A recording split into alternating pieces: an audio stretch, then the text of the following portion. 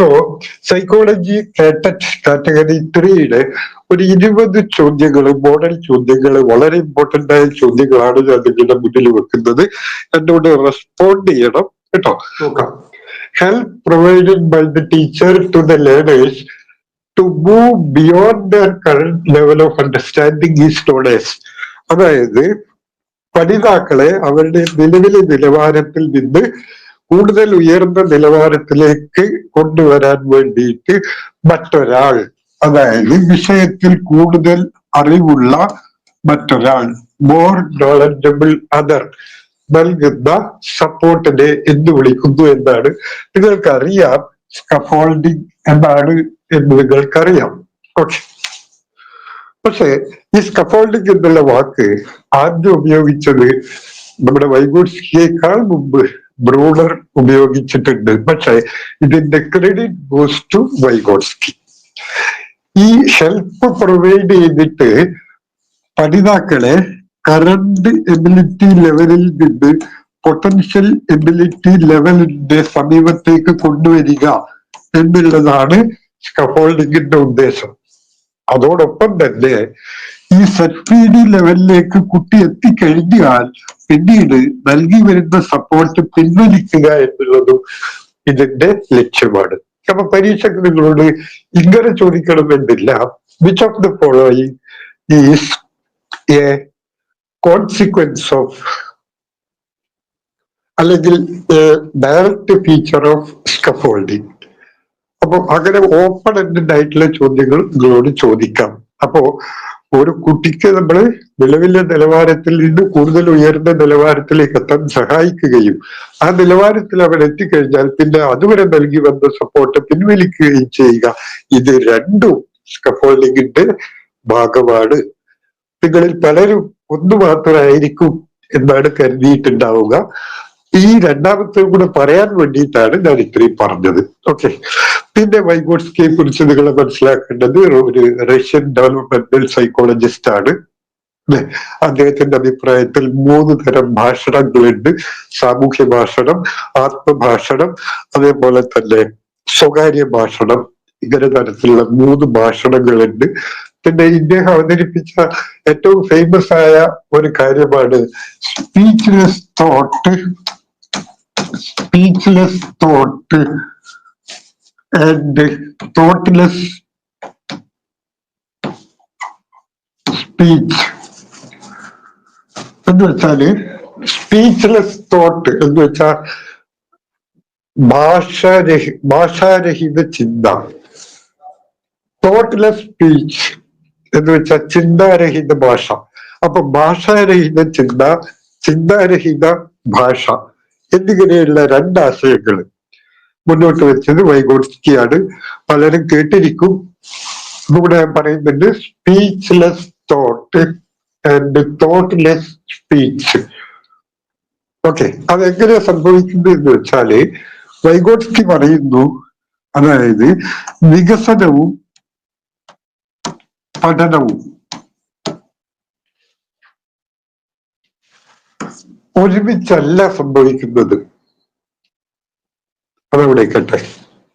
പിന്നെ ഭാഷയും ചിന്തയും ഡെവലപ്പ് ചെയ്യുന്നത് ഒരുമിച്ചല്ല. ഭാഷ വേറെ ഒറിജിനേറ്റ് ചെയ്യുന്നു, ചിന്ത വേറെ ഒറിജിനേറ്റ് ചെയ്യുന്നു. But at the age of 2, 2 വയസ്സാവുന്നതോടുകൂടി ഭാഷയും ചിന്തയും തമ്മിൽ യോജിക്കുകയും കൺവേർജ് ചെയ്യുകയും അവ ഒരുമിച്ച് മുന്നോട്ട് പോവുകയും ചെയ്യുന്നു. ഞാനൊരു ചെറിയ ചിത്രം വരക്കാം. ഇത് 0 വയസ്സ്, ഇത് 1 വയസ്സ്, ഇത് 2 വയസ്സ്, ഇത് 3 വയസ്സ്. ഇത് ഭാഷ, ഇത് ചിന്ത. അപ്പോ ഇത് ഭാഷ ഇങ്ങനെ വികസിക്കുന്നു, ചിന്ത ഇങ്ങനെ വികസിക്കുന്നു. അപ്പോ ഭാഷയുടെ വികസനം വേറെ, ചിന്തയുടെ വികസനം വേറെ.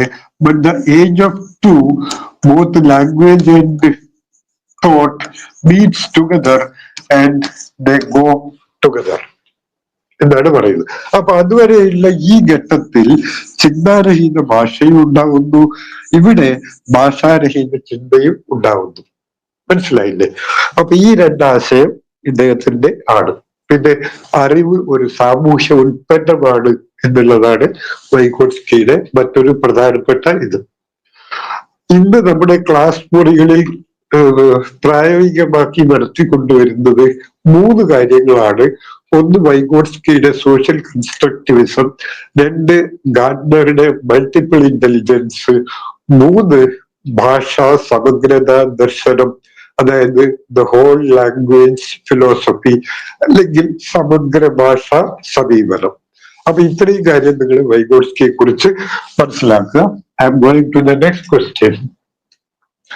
Advanced organized model of teaching was propounded by, എല്ലാവർക്കും അറിയാം, advanced organized model, advance organizer model was proposed by David Ausubel. Ausubel പറയുന്നു, പിയാഷ പറയുന്ന പോലെ തന്നെ ഓസുബലും ഒരു കൺസ്ട്രക്റ്റിവിസ്റ്റും കോഗ്നിറ്റിവിസ്റ്റും ഒക്കെയാണ്. ഡേവിഡ് ഓസുബൽ പറയുന്നത്, പിയാഷ പറയുന്നത് നിലവിലെ അറിവിലേക്ക് കൂടുതൽ അറിവുകൾ കുട്ടികൾ കൂട്ടിച്ചേർക്കുന്നതിനെ അസിമിലേഷൻ എന്നാണ് പിയാഷ പറയുന്നെങ്കിൽ, ഈ അസിമിലേഷന് സമാനമായിട്ട് നമ്മുടെ ഡേവിഡ് ഓസുബൽ പറയുന്ന വാക്കാണ് എന്ത്, സബ്സംഷൻ. ഈ വാക്ക് നിങ്ങൾ പഠിക്കണം. സബ്സംഷൻ, ഉൾച്ചേർക്കൽ. ഇത് അസിമിലേഷൻ ആണെങ്കിൽ ആ അസിമിലേഷന് പകരമായിട്ട് നമ്മുടെ ഡേവിഡ് ഓസുബൽ പറയുന്നത് സബ്സംഷൻ ആണ്. അതായത് നിലവിലെ കോഗ്നിറ്റീവ് സ്കീമയിലേക്ക് കൂടുതൽ അറിവുകൾ ഉൾച്ചേർക്കുക, കൂട്ടിച്ചേർക്കുക എന്നാണ് പിയാഷ പറഞ്ഞെങ്കിൽ ഓസുബൽ പറയുന്നത് ഉൾച്ചേർക്കുക.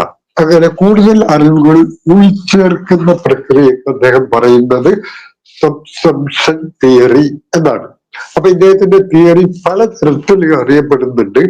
ഒന്ന് സബ്സംഷൻ തിയറി, മറ്റൊന്ന് മീനിങ് ലേണിംഗ് തിയറി. രണ്ടും ഒന്ന് തന്നെയാണ്. അർത്ഥപൂർണ ഭാഷാപര പഠനം, പിന്നെ പറയുന്നുണ്ട് അർത്ഥപൂർണ ഭാഷാപര സ്വീകരണ പഠനം, meaning learning reception theory, subsumption theory. ഇനി ഈ സബ്സംഷനിൽ കൂടിയാണ് നിലവിലെ അറിവിലേക്ക് കൂടുതൽ ഉയർന്ന നിലവാരത്തിലുള്ള അഡ്വാൻസ് ഓർഗനൈസർ ആയിട്ട് ഒരു ടീച്ചർ പ്രവർത്തിക്കുന്നത്. അപ്പോ ഇതൊരു ടീച്ചിങ് സ്റ്റൈലാണ്. അധ്യാപകൻ ഒരു അഡ്വാൻസ്ഡ് ആയിട്ടുള്ള ഓർഗനൈസറെ പോലെ പ്രവർത്തിക്കുന്നു. അപ്പൊ കുട്ടികളുടെ നിലവിലുള്ള കോഗ്നിറ്റീവ് ലെവലിലേക്ക് കൂടുതൽ അറിവുകൾ കൂട്ടിച്ചേർക്കാനുള്ള ഒരു സ്ട്രാറ്റജിക് ലേണിംഗ് അപ്രോച്ചാണ് ഈ അഡ്വാൻസ്ഡ് ഓർഗനൈസർ. അതേപോലെ തന്നെ ഇത് 3 തരത്തിൽ സംഭവിക്കുന്നുണ്ട്. ഒന്ന് ഡെറിവേറ്റീവ് സബ്സംഷൻ,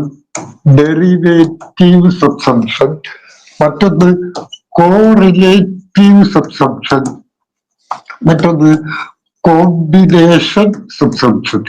നിങ്ങൾ കേൾക്കാൻ സാധ്യതയില്ലാത്ത കുറച്ച് വാക്കുകൾ ഞാൻ നിങ്ങളുടെ മുമ്പാകെ പറയുന്നു എന്ന് മാത്രമേ ഉള്ളൂ. ഡെറിവേറ്റീവ് സബ്സംഷൻ, നിലവിലെ ആശയങ്ങളിൽ നിന്ന് ഒരാശയം ഉരുത്തിരിഞ്ഞു വരിക. ഓക്കെ. അതേപോലെ കോറിലേറ്റീവ്, നിലവിലുള്ള ആശയങ്ങളുടെ നിന്ന് ഉരുത്തിരിഞ്ഞു വന്ന ആശയങ്ങളിലേക്ക് സമാനമായ മറ്റൊരാശയത്തെ കൂട്ടിച്ചേർക്കുക. കോമ്പിനേഷൻ, അങ്ങനെ സമാനമായ ആശയങ്ങളെ കൂട്ടിച്ചേർത്തതിന് ശേഷം അതിനെ കൂടുതൽ വികസിപ്പിച്ച് പുതിയ അർത്ഥതലത്തിലേക്ക് വ്യാപിപ്പിക്കുക. അതിനെയാണ് കോമ്പിനേഷൻ സബ്സംഷൻ എന്ന് പറയുന്നത്. അപ്പൊ 3 തരത്തിലുള്ള സബ്സംഷൻ ഉണ്ട്. ഒന്ന് derivative subsumption, 2 correlative subsumption, 3 combination subsumption. Okay. അപ്പൊ ഇത്രയും കാര്യങ്ങൾ മറക്കാതെ നോക്കണം കേട്ടോ. ഓക്കെ. ഇനി അടുത്തത്, heuristic method helps to develop among students the attitude of. ഈ ഹ്യൂറിസ്റ്റിക് മെത്തേഡ് എന്ന് പറയുന്നത് ഒരു പഠന രീതിയാണ്.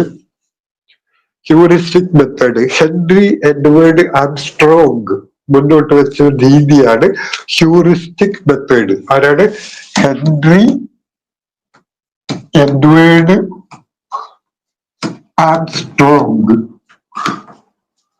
കൂടുതൽ വിശദീകരിക്കില്ല കേട്ടോ, സമയം കിടന്ന് വാല്യുബിൾ ആയതുകൊണ്ട്. ഹെൻറി എഡ്വേർഡ് ആംസ്ട്രോങ് ആണ് ഈ പഠന രീതി വികസിപ്പിച്ചെടുത്തത്.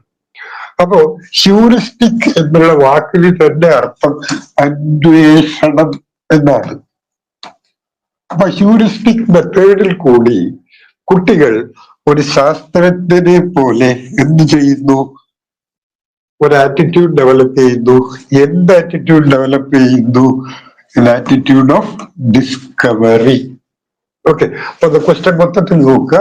Heuristic method helps to develop among students the attitude of drill and practice അല്ല, സൈലന്റ് ലിസണിങ് അല്ല, റോട്ട് മെമ്മറൈസേഷൻ അല്ല, ബട്ട് ഡിസ്കവറി ആണ്. അതായത് കുട്ടികളിൽ അന്വേഷണത്വര വളർത്തിക്കൊണ്ടുള്ള ഒരു പഠന രീതിയാണ് ഹെൻറി ആംസ്ട്രോങ് വികസിപ്പിച്ചെടുത്ത രീതി. അതിന്റെ പേരാണ് heuristic method. Okay, the term micro teaching was first introduced by, simple question ഞാൻ ഇട്ടത്. പക്ഷെ എന്തിനാണ് ഞാൻ ഇത് ഇട്ടത്? അതിന്റെ പിന്നിൽ വേറെ ചില ഉദ്ദേശങ്ങളുണ്ട്. നിങ്ങൾക്കറിയാം, the term micro teaching, സൂക്ഷ്മ പഠനം, സൂക്ഷ്മ പഠനം, it was developed by D.W. Allen. അല്ലതാണ് ഇത് വികസിപ്പിച്ചെടുത്തത്. എന്താണ് ഈ പഠന രീതിയുടെ ഗുണം? ഇപ്പൊ പരീക്ഷയ്ക്ക് ചോദിക്കും, which of the following does not include in micro teaching? Micro ടീച്ചിങ്ങില് എപ്പോഴും എന്ത്, വളരെ കുറഞ്ഞ കുട്ടികൾക്ക്, അതായത് ഒരു 10 കുട്ടികൾക്ക് ഏറ്റവും ചെറിയ ഒരു യൂണിറ്റ്, അതായത് ഒരു സ്മോൾ യൂണിറ്റ് ഓഫ് സബ്ജക്ട്, ഒരു വലിയ സബ്ജക്റ്റിനെ നമ്മൾ ടോപ്പിക് ആക്കുന്നു, ടോപ്പിക്കിനെ നമ്മൾ യൂണിറ്റ് ആക്കുന്നു. ഓക്കെ, ഒരു ചെറിയ യൂണിറ്റിനെ, അതായത് വലിയ ഒരു വിഷയം മുഴുവനായിട്ടല്ല, ഒരു വലിയ വിഷയത്തിന്റെ ഒരു പ്രകരണത്തിന്റെ ഒരു ചെറിയ യൂണിറ്റ് എടുത്തിട്ട് ആ യൂണിറ്റിലേക്ക് മാത്രം ശ്രദ്ധ കേന്ദ്രീകരിച്ചുകൊണ്ട് മറ്റെവിടെയും ടച്ച് ചെയ്യാതെ ഒരു സർജിക്കൽ സ്ട്രൈക്ക് നടത്തുന്നത് പോലെ നേരിട്ട് ആ വിഷയത്തിലേക്ക് പോവുകയും ആ വിഷയത്തിൽ മാത്രം കേന്ദ്രീകരിക്കുകയും പിന്നെ ഒരു 5 മുതൽ 10 മിനിറ്റ് വരെ സമയമെടുത്തുകൊണ്ട് അത് ചെയ്യുകയും ചെയ്യുക. അതിൽ തന്നെ ഭാഷാ പ്രയോഗത്തിൽ കോഡ് സ്വിച്ചിങ് നടത്തുക. കോഡ് സ്വിച്ചിങ് നടത്തുക എന്ന് പറയുമ്പോൾ, അതായത് നമ്മൾ ഒരു ഭാഷയിൽ പറഞ്ഞുകൊണ്ടിരിക്കെ പെട്ടെന്ന് കൂടുതൽ ഇമ്പോർട്ടന്റ് ആയിട്ടുള്ള ഒരു വേരിയേഷൻ വരുത്തണമെങ്കിൽ ആ മാധ്യമം ഒന്ന് മാറ്റുക, ബോഡി ലാംഗ്വേജ് ഒന്ന് മാറ്റുക. അപ്പോ പഠനത്തിന്റെ മാധ്യമം മാറ്റുന്നതിനെയാണ് കോഡ് സ്വിച്ചിങ് എന്ന് പറയാം. ഞാൻ മലയാളത്തിൽ കൊണ്ട് സംസാരിച്ചുകൊണ്ടിരിക്കെ ഇടയ്ക്ക് ഞാൻ 1-2 വരി ഇംഗ്ലീഷിലേക്ക് പോകുന്നുണ്ടെങ്കിൽ what I am doing is code switching. Okay, ശരി. അതേപോലെ തന്നെ ഇതിന്റെ മറ്റൊരു പ്രത്യേകതയാണ് സ്റ്റിമുലസ് വേരിയേഷൻ, ചോദക വ്യതിയാനം. അപ്പോ സൂക്ഷ്മ പഠനത്തിന്റെ പ്രത്യേകതകൾ കുറഞ്ഞ സമയം, ചെറിയ ക്ലാസ് മുറി, ഏറ്റവും ചെറിയ യൂണിറ്റ് എടുത്ത് ചോദക വ്യതിയാനം നടത്തി ഡയറക്റ്റ് വിഷയത്തിലേക്ക് പോയിട്ട് അവിടെ ചെന്ന് കേന്ദ്രീകരിക്കുന്നത് പോലെയുള്ള ഒരു പഠന രീതിയാണ് മൈക്രോ ടീച്ചിങ്. അല്ലാതെ പ്രഭാഷണ രീതി പോലെ വിശാലമായിട്ടുള്ള ഒന്ന് അല്ല. അപ്പൊ ഇതൊക്കെയാണ് മൈക്രോ ടീച്ചിങ്ങിന്റെ പ്രത്യേകതകൾ എന്ന് പറയാൻ വേണ്ടിയിട്ടാണ് ഇത് പറഞ്ഞത്. ഇനി അടുത്ത ചോദ്യം, who among the following has not involved developing the classification system of the 3 domains referred to as Bloom's taxonomy? എല്ലാവരും കേട്ടിട്ടുണ്ടാവും ബ്ലൂംസ് ടാക്സോണമി. ബെഞ്ചമിൻ ബ്ലൂം 1956 അമേരിക്കയിലെ ഹാർവേഡ് സർവകലാശാലയിലെ വിദ്യാഭ്യാസ വിദഗ്ധരുമായിട്ടൊക്കെ ചർച്ച ചെയ്തുകൊണ്ട് ബോധനോദ്ദേശങ്ങളുടെ വർഗീകരണ പട്ടിക ഉണ്ടാക്കി 1956. And of course you will be knowing that 2001 ഈ പട്ടിക റിവൈസ് ചെയ്തു. ഓക്കെ, ആ കാര്യം എത്ര പേർക്ക് അറിയാമെന്ന് എനിക്കറിയില്ല. 2001 ബോധനോദ്ദേശങ്ങളുടെ വർഗീകരണ പട്ടികയിലെ ഉദ്ദേശങ്ങൾ മാറ്റുകയുണ്ടായി. എക്സാക്ട്ലി 1956 കോഗ്നിറ്റീവ് ഏരിയയില് ഉണ്ടായ ഉദ്ദേശങ്ങൾ എന്തൊക്കെയാണ്? Knowledge, comprehension, application, analysis, synthesis, evaluation, ഇങ്ങനെ 6 ഉണ്ടായത്. പക്ഷെ 2001 അത് റിവൈസ് ചെയ്യുകയുണ്ടായി. അതിൽ ചിലത് മാറ്റി ചിലത് കൂട്ടിച്ചേർത്തു.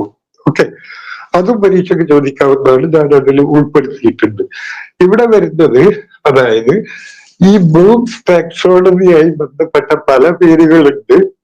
ക്രാത്തോൾ ഉണ്ട്, സിൻസൺ ഉണ്ട്, അതേപോലെ ഫേസ്റ്റ് ഉണ്ട്, ഹിൽ ഉണ്ട്, ഈഗിൾ ഹേർട്ട് ഉണ്ട്.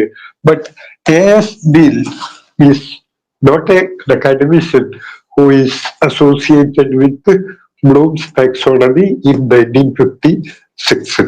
ഡീൽ എന്ന് പറയുന്നത് ഒരു സ്കോട്ടിഷ് എഡ്യൂക്കേറ്റർ ആണ് എന്ന് മനസ്സിലാക്കുക. അദ്ദേഹത്തിന് ഇതുമായിട്ട് യാതൊരു ബന്ധവുമില്ല. ഇനി 2001 ബ്ലൂംസ് ടാക്സോണമിയിൽ വരുത്തിയ മാറ്റം അത് എന്താണ് എന്ന് കൂടി പറയാം. ക്വസ്റ്റ്യൻ വരുന്നുണ്ട്.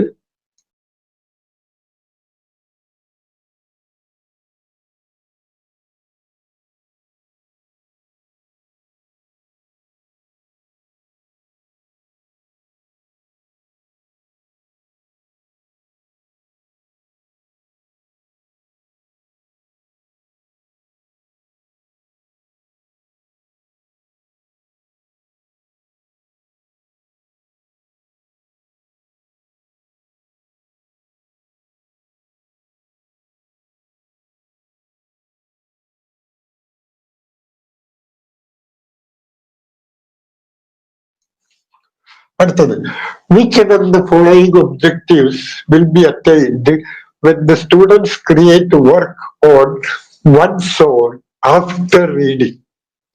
അതായത് വായനയ്ക്ക് ശേഷം കുട്ടികൾ സ്വന്തം നിലക്ക് എന്ത് കാര്യമാണ് താഴെ പറയുന്നവയിൽ നേടിയെടുക്കുന്നത്? Imitation, manipulation, receiving, responding. അതായത് അനുകരണം, അതായത് മാനിപ്പുലേഷൻ മാറ്റം വരുത്തി പ്രത്യുൽപാദനം നടത്തുക, റിസീവിങ് സ്വീകരിക്കുക, റെസ്പോണ്ടിങ് പ്രതികരിക്കുക. ഈ മാനിപ്പുലേഷനെ നിങ്ങൾ നെഗറ്റീവ് മീനിങ്ങിൽ എടുക്കരുത്. മാനിപ്പുലേഷൻ ഈസ് സംതിങ് ക്രിയേഷൻ എന്നാണ് അർത്ഥം. Some creation in new. നിങ്ങൾ അറിഞ്ഞ കാര്യങ്ങളിൽ നിന്ന് നിങ്ങളുടേതായ പുതിയ കാര്യങ്ങൾ കൂടി ചേർത്ത് വക മാറ്റി തരം മാറ്റി പുതിയ രീതിയിൽ പ്രസന്റ് ചെയ്യുന്നതിനെയാണ് മാനിപ്പുലേഷൻ എന്ന് പറയുന്നത്. Okay, so the answer is B. Which among the following objectives will be attained when the students create work on one's own after reading? സ്വന്തം വായനയ്ക്ക് ശേഷം നിങ്ങൾ തന്നെ അതിൽ നിന്ന് ലഭിച്ച കാര്യങ്ങളിൽ ഭേദം വരുത്തി പുതിയൊരു സൃഷ്ടി ഉണ്ടാക്കുകയാണെങ്കിൽ നിങ്ങൾ അതിനെ പറയുന്നത് മാനിപ്പുലേഷൻ എന്നാണ്.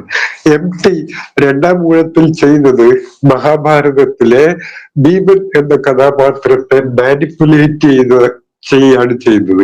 എന്ന് വെച്ചാല് മോശക്കാരനാക്കി എന്നല്ല അർത്ഥം, അതിന് പുതിയ ഭാവതലങ്ങൾ സൃഷ്ടിച്ചു കൊടുക്കുക എന്നാണ് അർത്ഥം. So it is called manipulation. Okay, അടുത്തത്, which among the following tools is referred to as an improvement over checklist? Checklist എന്നുള്ളതിന് പകരം അതിനേക്കാൾ മെച്ചപ്പെട്ട ഒന്ന് താഴെ പറയുന്നതിൽ ഏതാണ്? Rating scale, judgement schedule, interview schedule, questionnaire. Check ലിസ്റ്റിൽ എന്തെങ്കിലും ഒരു വസ്തു ഉണ്ടോ ഇല്ലയോ എന്ന് മാത്രമേ നോക്കുന്നുള്ളൂ. എന്നാൽ റേറ്റിംഗ് സ്കെയിലിൽ അതല്ല. ഉണ്ടോ ഇല്ലയോ, ഉണ്ടെങ്കിൽ തന്നെ എത്രത്തോളം ഉണ്ട്, എത്രത്തോളം ഇല്ല. പക്ഷെ ചെക്ക് ലിസ്റ്റിൽ എന്ത്, Raju sincerity okay, loyalty not, ഇങ്ങനെ യെസ് നോട്ട് നോട്ട് യെസ് ഇങ്ങനെ ചെക്ക് ലിസ്റ്റിൽ ചെക്ക് ചെയ്ത് വിടുക ചെയ്യാം, ഉണ്ടോ ഇല്ലയോ എന്ന്. പക്ഷെ റേറ്റിംഗ് സ്കെയിലിൽ അങ്ങനെയല്ല. ഉണ്ടെങ്കിൽ അത് എത്ര ശതമാനം ഉണ്ട്, ഇല്ലെങ്കിൽ അത് എത്ര ശതമാനമില്ല എന്ന് റേറ്റ് ചെയ്യുക, അളക്കുക കൂടി ചെയ്യുന്നുണ്ട്. സോ ചെക്ക് ലിസ്റ്റിനേക്കാൾ മെച്ചപ്പെട്ട ഒന്നാണ് rating scale. Okay. Spirit of creativity is considered as dash of a model. Creativity, സർഗാത്മകത എന്നുള്ളത് എന്ത് തരം മോഡലാണ്, നമ്മൾ പഠിച്ചെടുക്കുന്നതിന്റെ എന്ത് തരം മോഡലാണ്? Direct effect, instrumental effect, nurturant effect, null effect. Answer is nurturant effect. Nurturant എന്ന് വെച്ചാല് ഒരു ഇൻഡയറക്റ്റീവും പോസിറ്റീവുമായിട്ടുള്ള ഒരു influence. And indirect positive influence on learning development that arises from learning situation. ഒരു ലേണിംഗ് സിറ്റുവേഷനിൽ നിന്ന് ഉണ്ടാകുന്ന ഇൻഡയറക്റ്റ് ആയിട്ടുള്ള പോസിറ്റീവ് ആയിട്ടുള്ള ഇഫക്റ്റിനെയാണ് പറയുന്നത് നർച്ചറിങ് എഫക്റ്റ്. അപ്പോ ക്രിയേറ്റിവിറ്റി എന്ന് പറയുന്നത് ഒരു നർച്ചറിങ് എഫക്റ്റ് ആണ്. ഒരു നഴ്സറിയില്, അതൊരു ഗാർഡൻ ആവട്ടെ, ഗാർഡനിൽ നമ്മള് പിന്നെ ചെടികളെ നർച്ചർ ചെയ്ത് വളർത്തിയെടുക്കുകയാണ് ചെയ്യുന്നത്. അതേപോലെ creativity is something nurtured in the learner in an indirect way by providing proper learning environment. So nurturant effect. Which among the following ensures the objectivity of a test? ഒരു ടെസ്റ്റിന്റെ വസ്തുനിഷ്ഠത എങ്ങനെയാണ് അളക്കുന്നത്? താഴെയുള്ളതിൽ നിന്ന്. Increase in the number of objective type items, preparation of items according to the blueprint, preparing different set of question papers, preparation of items based on different objectives. അപ്പോ ഒരു ടെസ്റ്റിന്റെ വസ്തുനിഷ്ഠത, ഒരു ടെസ്റ്റിന് ഒരുപാട് ക്വാളിറ്റീസ് ഉണ്ട്. വസ്തുനിഷ്ഠത, വാലിഡിറ്റി, ഒബ്ജക്ടിവിറ്റി, റിലയബിലിറ്റി, കമ്പയറബിലിറ്റി, ഇതൊക്കെ ഒരു ടെസ്റ്റിന്റെ പ്രത്യേകതകളാണ്. ഏറ്റവും ആവശ്യമുള്ള സാധനം അതിൽ വാലിഡിറ്റിയാണ്.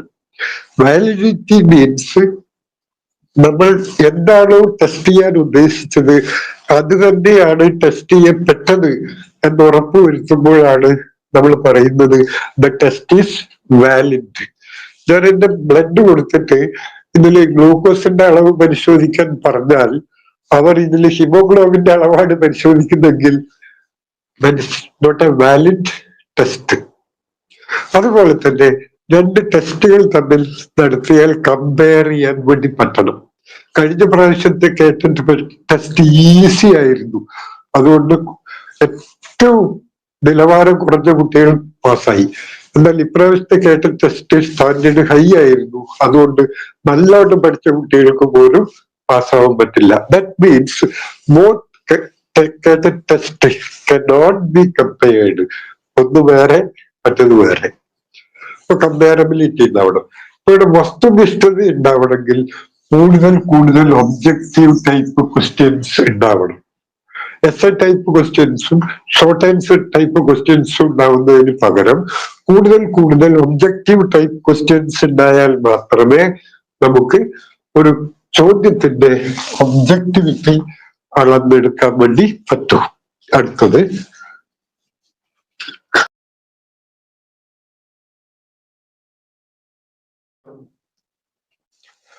the process of modification in the existing schema or idea to include a new information is called accommodation. അതായത് പിയാഷയുടെ ടേമാണ് എന്ന് നിങ്ങൾക്കറിയാം. Assimilation, adaptation, recommendation.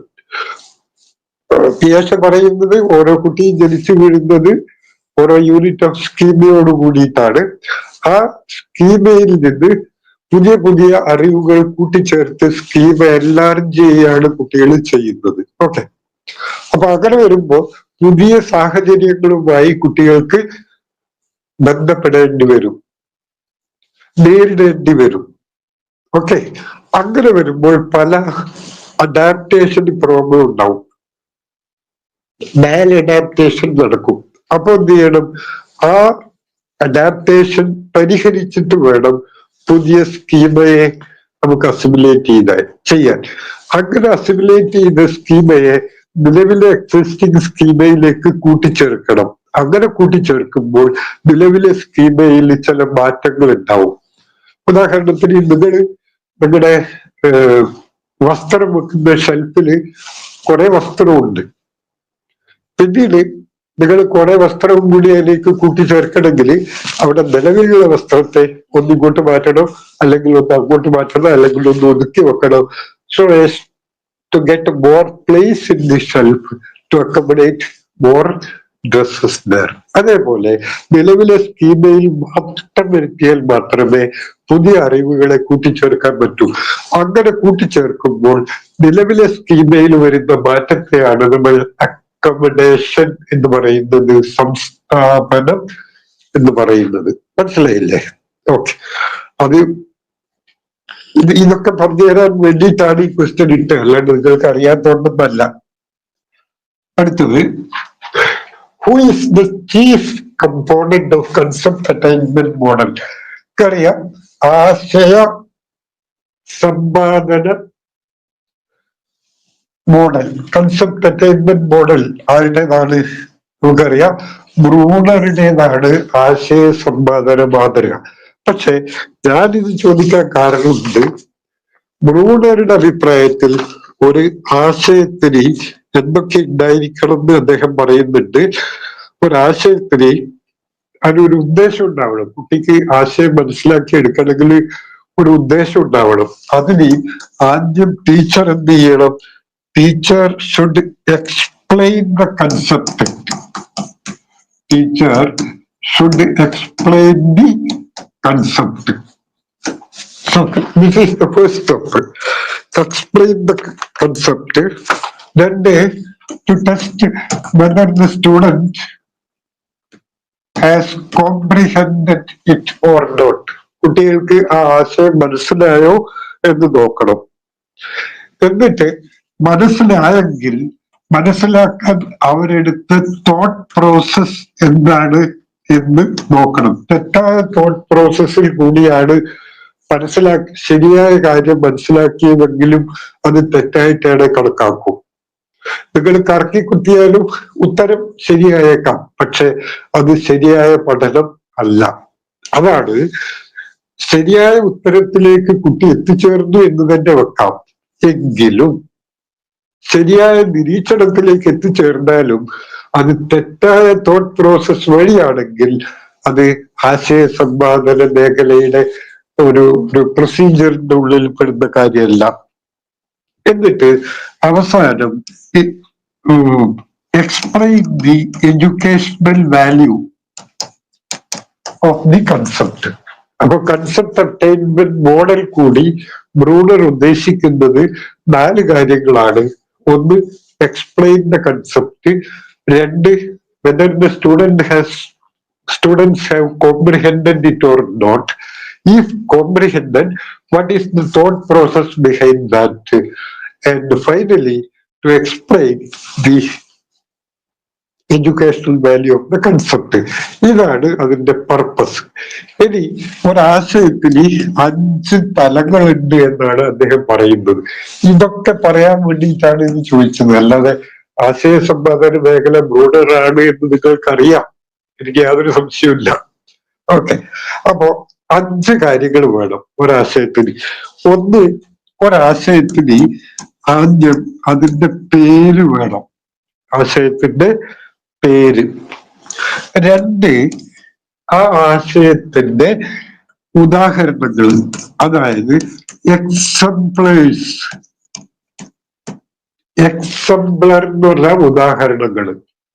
ഇപ്പൊ ഒരാശയം നാം പറയുന്നു നദി, അങ്ങനെയാണെങ്കിൽ ഞാൻ അതിന്റെ കുറെ നദികളുടെ ഉദാഹരണം ഭാരതപ്പുഴ, പമ്പ, പെരിയാറ്, ചാലിയാറ് ഇങ്ങനെയുള്ള ഉദാഹരണങ്ങൾ പറയും.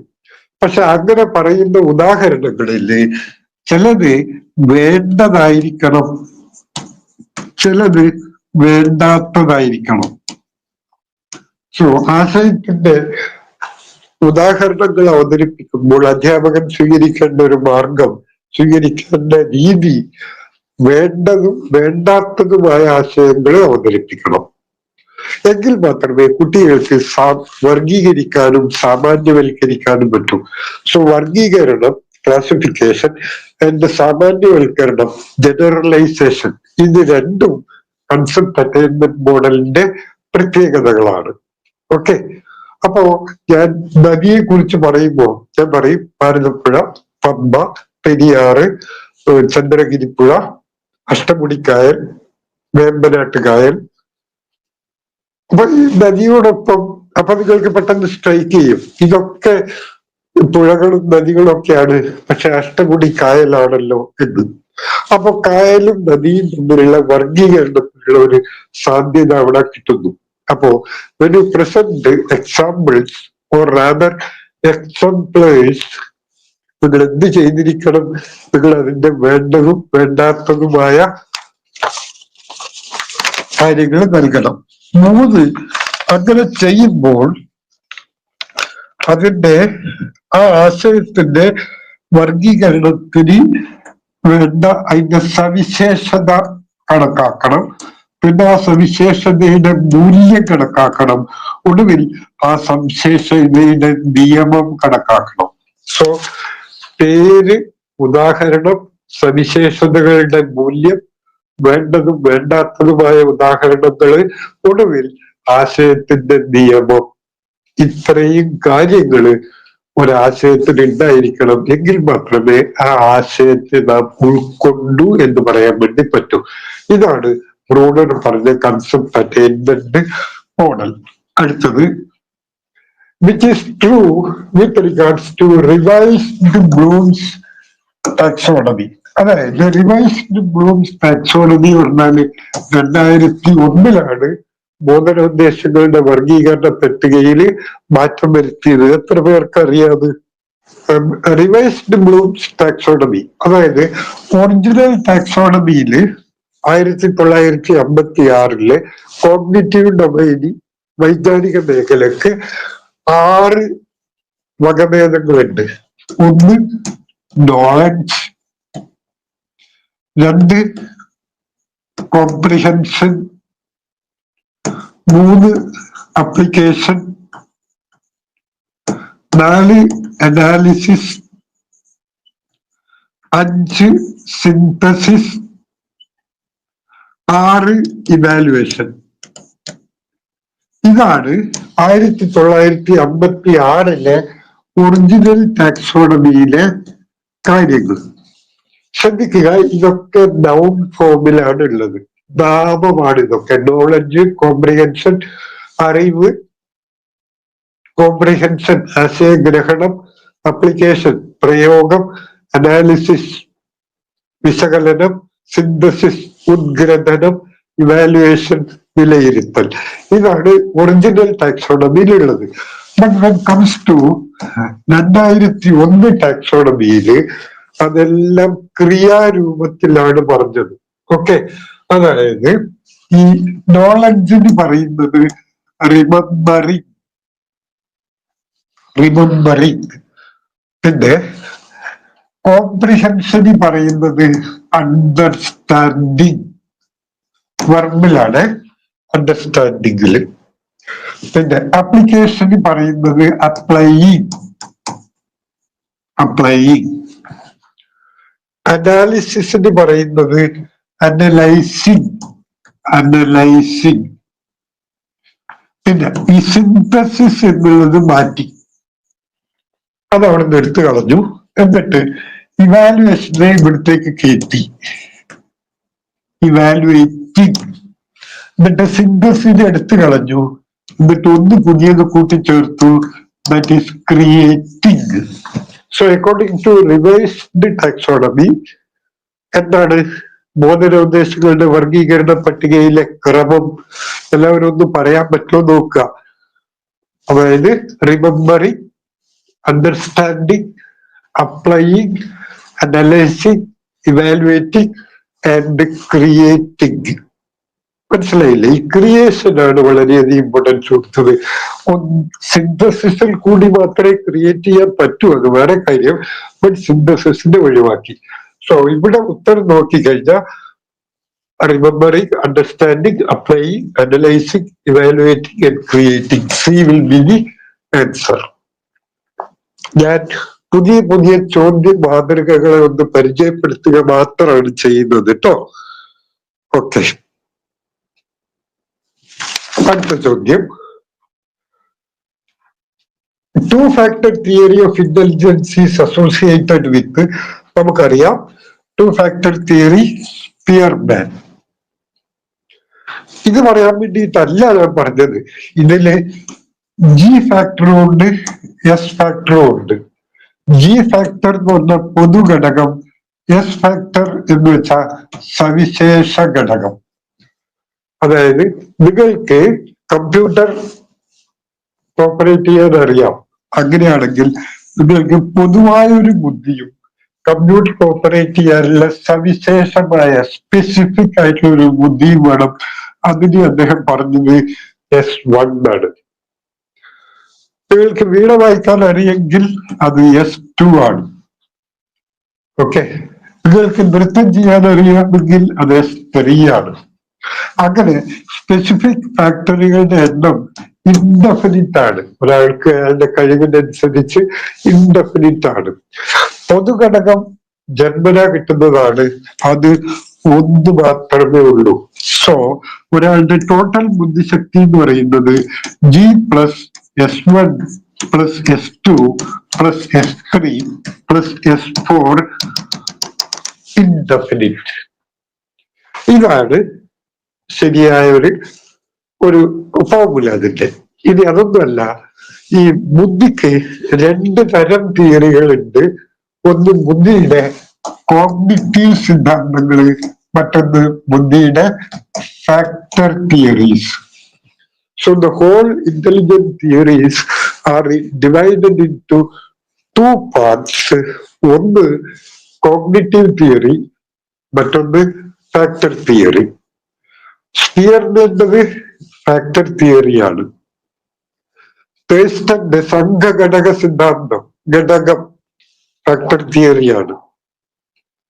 ഓക്കെ, പിന്നെ കാറ്റ്ലിന്റെ ദ്രവബുദ്ധി, ഖരബുദ്ധി, liquid intelligence, crystal intelligence, factor തിയറിയാണ്. ഓക്കെ, ഗിൽഫോർഡിന്റെ 3 ഡയമെൻഷണൽ തിയറി കോഗ്നിറ്റീവ് തിയറിയാണ്. ഓക്കെ, പിന്നെ തോണ്ടയ്ക്കിന്റെ ബഹുഘടക സിദ്ധാന്തം ഫാക്ടർ തിയറിയാണ്. അപ്പോ പിന്നെ റോബർട്ട് സ്റ്റേൺബർഗിന്റെ ട്രയാർക്കിക് തിയറി ഉണ്ട്, ഫാക്ടർ തിയറിയാണ്. Analytical intelligence, creative intelligence, practical intelligence, അങ്ങനെ 3 ട്രയാർക്കിക് തിയറികൾ. ഇങ്ങനെ ബുദ്ധിക്ക് 2 തരം സിദ്ധാന്തങ്ങളുണ്ട്, അല്ലെങ്കിൽ ബുദ്ധി സിദ്ധാന്തങ്ങളെ 2ആയി വിഭജിച്ചിട്ടുണ്ട്. ഒന്ന് കോഗ്നിറ്റീവ് തിയറീസ്, മറ്റൊന്ന് ഫാക്ടർ തിയറീസ്. ഓക്കെ,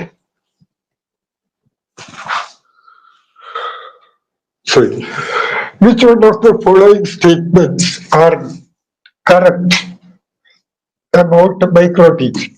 നേരത്തെ നമ്മൾ പറഞ്ഞ മൈക്രോ ടീച്ചിങ്ങുമായി ബന്ധപ്പെട്ട് ഏതൊക്കെയാണ് ശരിയായ പ്രസ്താവന? Minor concept and 1 skill at A time. ഏറ്റവും ചെറിയ unit of concept and 1 skill at A time. ഒരു സമയം ഒരു നൈപുണി മാത്രം ചെയ്യുക. അതാണ് പറഞ്ഞത്, സ്പെസിഫിക് ആവുക, സ്ട്രാറ്റജിക് ആവുക. അപ്പൊ ഇത് നോക്കും, all skills are practiced or emphasized together. ഇല്ല, നമ്മൾ പറഞ്ഞു ഒറ്റ സ്കില്ല് മാത്രമേ വരെ ഒരു സമയത്ത് ഒരു സ്കിൽ മാത്രം. സൂപ്പർവിഷൻ ബൈ സബ്ജക്ട് എക്സ്പേർട്ട് ശരിയാണ്. Duration of time is 20 to 30 minutes തെറ്റാണ്. ഞാൻ നേരത്തെ നിങ്ങളോട് പറഞ്ഞു മാക്സിമം ഒരു 10 മിനിറ്റ്. അപ്പോ വിച്ച് ആർ ടു, ഒന്ന് ശരിയാണ്, 4 ശരിയാണ്. നോക്കാം ആൻസർ 1 4. 1 2 2 3 2 4 3 4. 1 4 ശരിയായ ആൻസർ കേട്ടോ. ഓക്കെ, ഇത് ടൈപ്പ് ചെയ്യുമ്പോൾ തെറ്റിയതാണ്.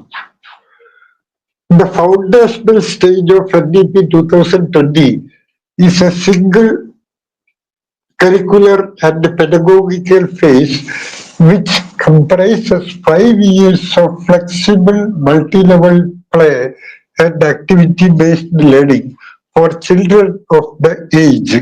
അതായത് ഫൗണ്ടേഷൻ ഈ 5+3+3+4 എന്ന് പറയുന്ന പുതിയ വിദ്യാഭ്യാസ നയം 2020 ആദ്യത്തെ ഈ 5 എന്ന് പറയുന്നത് എത്ര വയസ്സ് മുതൽ എത്ര വയസ്സ് വരെയുള്ളതാണ്. അതായത് ഈ 5 എന്ന് പറയുന്നത് ഫൗണ്ടേഷണൽ സ്റ്റേജ്, അടിസ്ഥാന ഘട്ടം. അത് 3 UKG, അതായത് പ്രീ പ്രൈമറി 3 ക്ലാസ്സുകൾ, പിന്നെ 1ാം ക്ലാസ് 2ാം ക്ലാസ്. അപ്പോ കുട്ടി സ്കൂളിൽ പോകുന്നത് എത്ര വയസ്സിൽ? 3ാം വയസ്സ്, 4ാം വയസ്സ്, 5ാം വയസ്സ്, 6ാം വയസ്സ്, 8ാം വയസ്സ്. 8 വയസ്സ് വരെയാണ് എന്ത്? 3 to 8 years. ഇതാണ് അതിന്റെ ഉത്തരം. സോ ഫൗണ്ടേഷണൽ സ്റ്റേജിൽ വരുന്നത് 3 വർഷത്തെ പ്രീ പ്രൈമറി പഠനം, 3ാം വയസ്സ് ചേർത്ത 3, 4, 5, പിന്നെ 1, 2 വർഷം, അങ്ങനെ 5 വർഷത്തെ pre primary foundational, pre primary അല്ല ഫൗണ്ടേഷണൽ പഠനം. ഇതാണ്. So 3 to 8 years.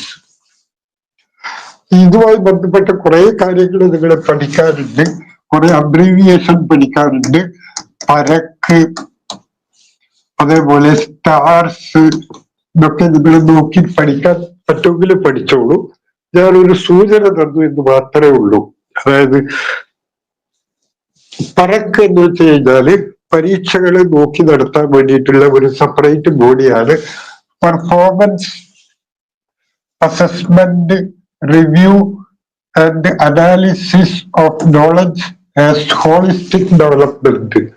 അതാണ് പരക്ക് എന്നുള്ളതിന്റെ ഉൾഫോം. Performance assessment and review and analysis of knowledge as holistic development, PARAKH. അതായത് ഈ 10ാം ക്ലാസ്സിൽ ഇനി പരീക്ഷ നടത്തുന്നത് കേരള സംസ്ഥാനത്തിലെ പരീക്ഷാ ഭവൻ ആണെങ്കിൽ പോലും അതിന് 2030 ശേഷം പരക്ക് എന്നൊരു പുതിയ സ്ഥാപനത്തിന്റെ മേൽനോട്ടം കൂടി ഉണ്ടാവും. ഓക്കെ, എല്ലാ സംസ്ഥാനങ്ങളിലും. പിന്നെ സ്റ്റാർസ് എന്ന് പറയുന്ന ഒരു ലോകമെങ്ങും കേന്ദ്ര സർക്കാരും തമ്മിലുള്ള ഒരു പദ്ധതിയാണ്. അത് strengthening of teaching learning and results at States. Stars, strengthening of teaching learning and results at States. അതിന്റെ പേരാണ് സ്റ്റാർസ്. 4500 കോടി രൂപയുടെ ഒരു പദ്ധതിയാണ് സ്റ്റാർ പദ്ധതി. അതായത് സംസ്ഥാനങ്ങളില് ടീച്ചിങ് ലേണിംഗ് ആൻഡ് റിസൾട്ട് അത് സ്ട്രെങ്തൻ ചെയ്യാൻ വേണ്ടിയിട്ടുള്ള ഒരു പദ്ധതി. പ്രധാനമായും 5 സംസ്ഥാനങ്ങളെ, ഹിമാചൽ പ്രദേശ്, മധ്യപ്രദേശ്, ഒഡീഷ, കേരളം തുടങ്ങിയ കുറച്ച് സംസ്ഥാനങ്ങളെ ഉദ്ദേശിച്ചാണ് ഇത് നടപ്പിലാക്കുന്നത്. കേരളത്തിന് പക്ഷെ ഇതിന്റെ വിഹിതം കിട്ടുമോ എന്നുള്ള കാര്യം എനിക്ക് ഉറപ്പിക്കാൻ വയ്യ. കാരണം കേരളം 2030 ആവുമ്പോഴേക്കും NEP-യിൽ പറയുന്ന കാര്യങ്ങൾ മുഴുവനായും നടപ്പിലാക്കാൻ കേരളത്തിന് പറ്റിയെന്ന് വരില്ല. പറ്റിയാൽ തന്നെ വൈമനസ്യം കാട്ടിയെന്ന് വരും. അങ്ങനെ ഇരിക്കെ ഈ പറയുന്ന സ്റ്റാർ വിഹിതം കേരളത്തിന് കിട്ടാനുള്ള സാധ്യതയും എന്നെ സംബന്ധിച്ചിടത്തോളം ഞാൻ നോക്കുമ്പോൾ കുറവാണ്. പിന്നെ കേന്ദ്രം തന്നില്ല, അത് തന്നില്ല, ഇത് തന്നില്ല എന്നൊക്കെ പറയും. അത് വേറെ വിഷയം.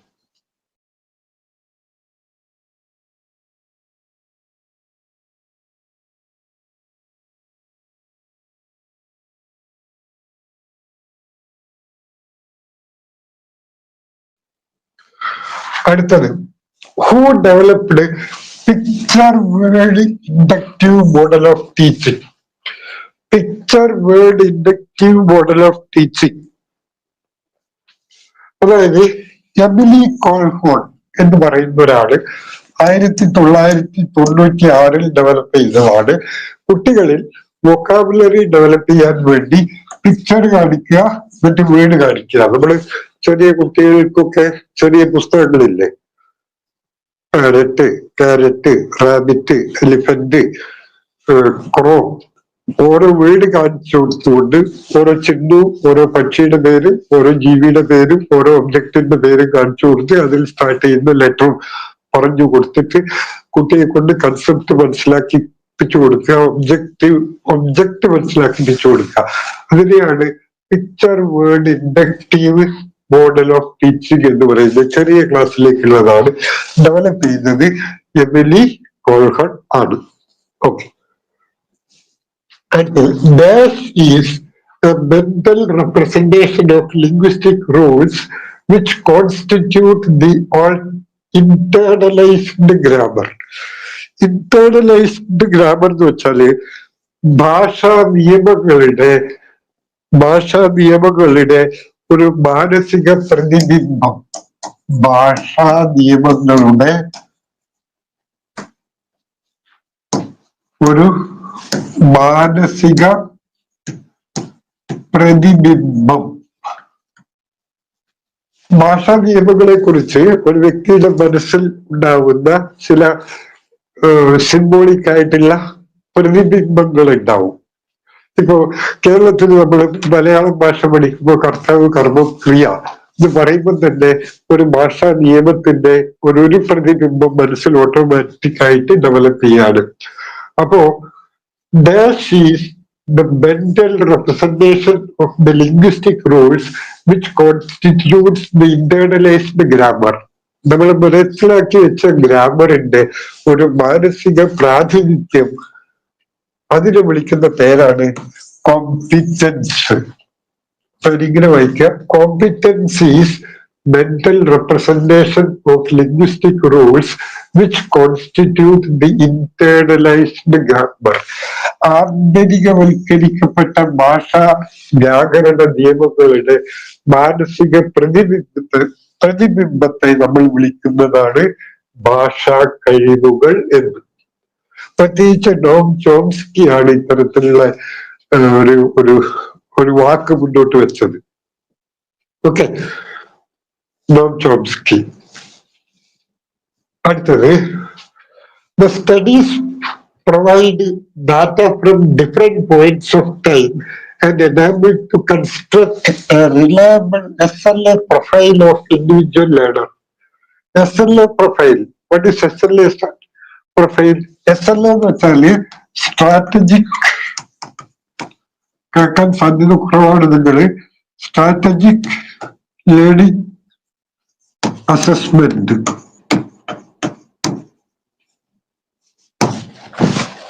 അതായത് the studies provide data from different points of time. പല സമയങ്ങളിലായി ദത്തശേഖരണം നടത്തുന്നു. എന്തിനു വേണ്ടിയിട്ട്? to enable to construct a reliable SLA, strategic learning assessment. ഒരു പഠിതാവിന്റെ ലേണിംഗ് അസസ്മെന്റിനെ കുറിച്ചുള്ള തന്ത്രപരമായ ഒരു സമീപനം വിലയിരുത്താൻ വേണ്ടി പല സമയങ്ങളിലായിട്ട് നടത്തുന്ന സ്റ്റഡിയുടെ പേര്, പല സമയങ്ങളിലായി നടത്തുന്ന സ്റ്റഡി എന്ന് പറഞ്ഞാൽ ലോഞ്ചിറ്റ്യൂഡിനൽ സ്റ്റഡീസ് എന്നാണ് അർത്ഥം. മനസ്സിലായില്ലേ? പല സമയങ്ങളിലായി നടത്തുന്ന സ്റ്റഡിയുടെ പേര് ലോഞ്ചിറ്റ്യൂഡിനൽ സ്റ്റഡി. ഓക്കെ, സോ ഈ SLA ശ്രദ്ധിക്കുക, സ്ട്രാറ്റജിക് ലേണിംഗ് അസസ്മെന്റ്. അടുത്തത്, the scientific analysis of teaching topic makes the classroom teaching effective. Which one of the below is not included in this? അതായത്, the scientific analysis of teaching topic makes classroom teaching more effective. Classroom teaching effective ആക്കാൻ വേണ്ടിയിട്ട് നടത്തുന്ന സ്റ്റഡിയിൽ പെടാത്തത് unit analysis ഒക്കെ learning outcome നോക്കണം, class room process നോക്കണം. പക്ഷെ reflection not, പ്രതിഫലന കുറിപ്പുകൾ അത് നോക്കേണ്ട കാര്യമില്ല. അത് ക്ലാസ്സിന് ശേഷം ടീച്ചർ ടീച്ചിങ് നോട്ട്സിന്റെ ഭാഗമായിട്ട് ടീച്ചിങ് മാനുവലില് ക്ലാസ്സിന് ശേഷം രേഖപ്പെടുത്തുന്നതാണ് പ്രതിഫലന കുറിപ്പുകൾ. അതൊരു സ്ട്രാറ്റജിക് ആയിട്ടുള്ള തന്ത്രം അല്ല. First question. A creative teacher will do the assessment of her learners for periodical checking of progress. Okay. Not okay. Reviewing the learning evidence before the parents. Not okay. Displaying the academic profile of the learners. Not okay. But ensuring no learner is left behind. ഒരു സർഗാത്മകതയുള്ള teacher എപ്പോഴും വിലയിരുത്തുന്നത് ഒരു പഠിതാവും പഠനത്തിൽ പിന്നിലല്ല എന്ന് ഉറപ്പുവരുത്തലാണ്. അതാണ് സർഗപരതയുള്ള ഒരു teacher ചെയ്യേണ്ട കാര്യം. I'm closing this, and Dr. V. Balakrishnan stopping this class today here. See you again. Until then, goodbye.